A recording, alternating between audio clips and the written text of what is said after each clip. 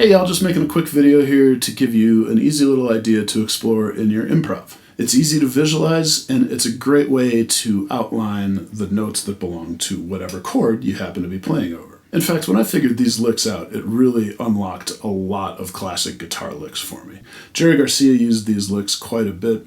You hear them a lot in like country and bluegrass guitar playing. And I think they really trace back to like older blues players. In particular, I'm thinking of Hubert Sumlin, who played with Howlin' Wolf.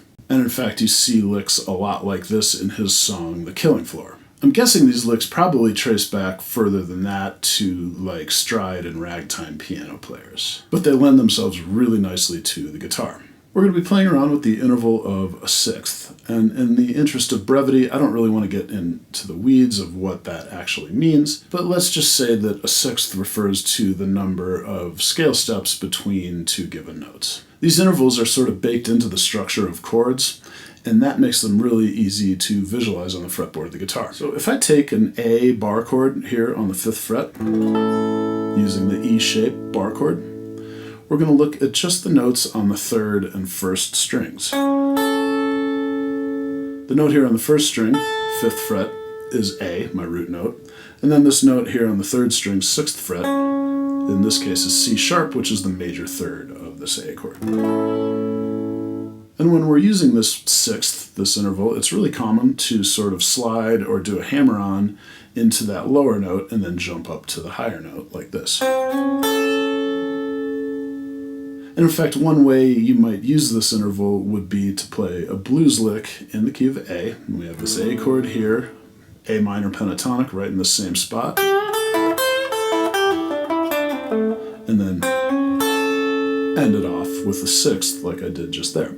So you get the darker, bluesier sound of that minor pentatonic scale, and then you put that sweet little ending on it that sort of has like a B.B. King kind of vibe to it. And of course, these patterns will move around the fretboard depending on whatever key you're in. So if I wanted to do the same type of lick in the key of C, I'd move my E-shaped bar chord up here to the 8th fret. And then I have all those same things right here, the C minor pentatonic.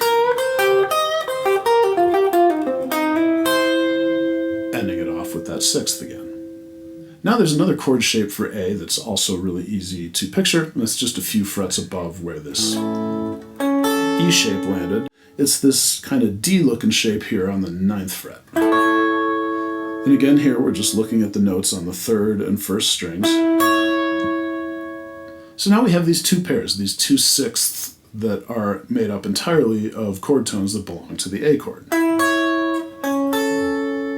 And now we're going to add a little passing thing in between, another sixth here on the 7th fret. Those notes don't belong to the A chord, but they do belong to the A scale, so they're going to work just about any time over an A chord.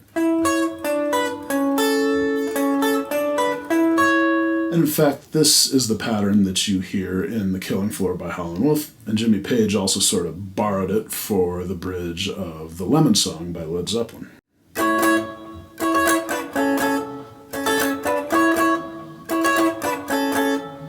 You can add even another bluesy wrinkle to it with this shape in passing on the 8th fret as well. And in fact, if I do that in reverse, you get this classic blues turnaround. Now we can do almost this exact same thing on the 4th and 2nd strings. I'm going to switch to the key of E now. I'm going to use the E bar chord here in 7th position, using the A shape, and then I also have an E chord using the C shape here in 4th position. Now if I use those shapes and just take the notes on the 4th and 2nd strings, I have this exact same pattern corresponding to E. And of course it would be really common to go back and forth from an E chord to an A chord, and so I can connect these shapes together like this for E,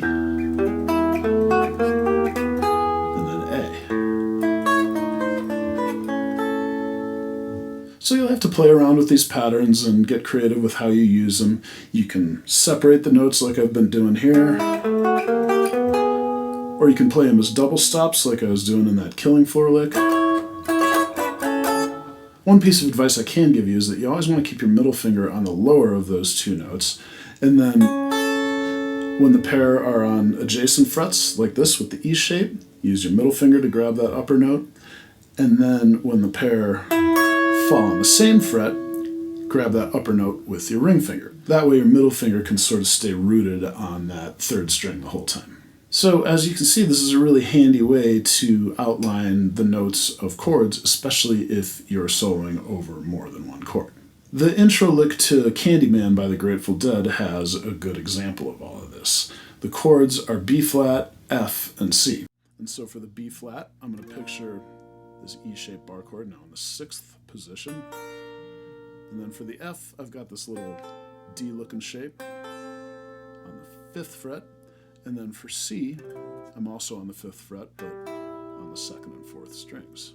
Approaching each one of those from a couple frets below, I get this lick now.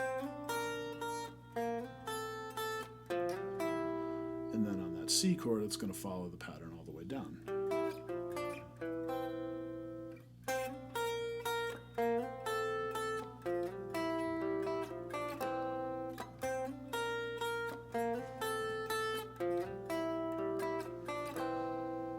So go ahead and follow my Instagram page here for more short lessons like this. And if you have time, hop over to my website, highcountryguitar.com. There are a ton of free lessons there.